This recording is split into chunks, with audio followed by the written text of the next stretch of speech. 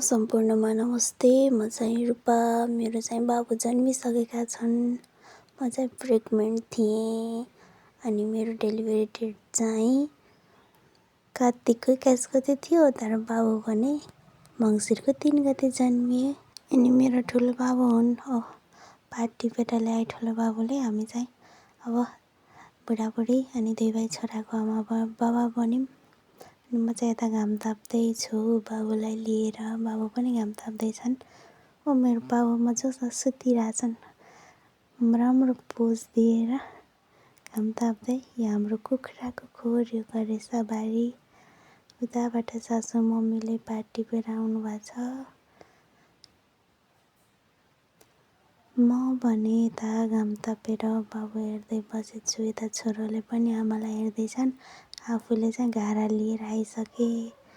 अनि यता चाहिँ सानो मान्छेलाई भोक लागे जस्तो छ। हात खुट्टा फालेर अब रुन सुरु भएको छ। अब यिनलाई चाहिँ बुबु खुवाउनु पर्छ। यिनी नत्र रोकोरै गर्छन्। कति रोको कस्तरी ला ला ला।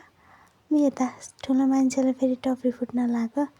अब यता बुबु खाएपछि शान्त भयो फेरि सानो मान्छे। आनन्द। अनि मेरो ठुलो बाबुको नाम चाहिँ हार्विसन हो। हामीले सानो मान्छेको नाम चाहिँ के राख्ने होला सजेसन दिनु।